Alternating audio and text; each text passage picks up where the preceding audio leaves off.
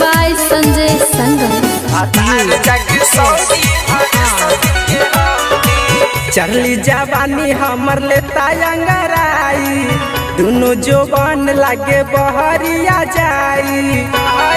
ए सखी चढ़ली जवानी हमर लेता अंगराई, दोनों जोबन लागे बहरिया जाई।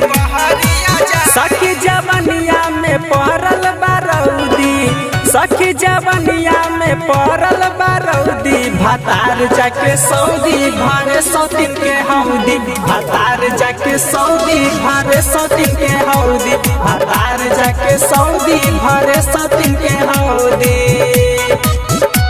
भातार जाके सऊदी मिक्स बाय संजय संगम।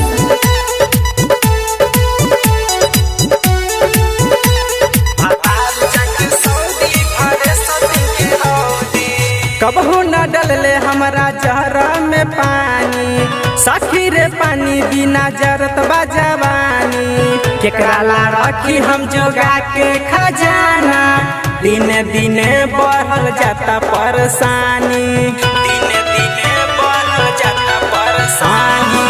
कबहू न डलले हमरा जहरा में पानी, सखी रे पानी बिना जरत बा जवानी। केकरा ला राखी हम जोगा के खजाना, दिने दिने बढ़ल जाता परेशानी।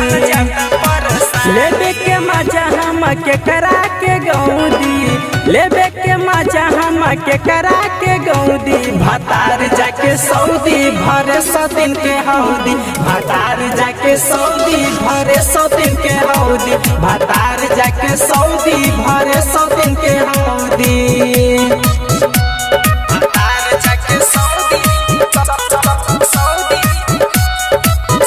Mix by Sanjay Sangam.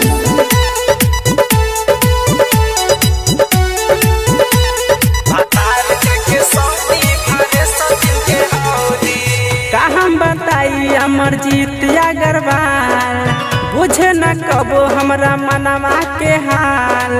Sanjay Sangam writer भी के सवाली, चढ़ली जवानी में हो जाए ऊंच खाल, चढ़ली जवानी में हो जाए ऊंच खाल।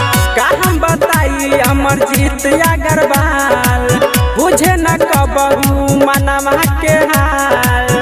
संतोष राजा राइटर भी के सवाली, चढ़ली जवानी में हो जाई ऊंच खाल, हो जाई ऊंच खाल। एक मन करे हम करी मन मौजी, एक मन करे हम करी मन मौजी। भातार जाके सऊदी भरे सौतीन के हौदी, भातार जाके सऊदी भरे सौतीन के हौदी, भातार जाके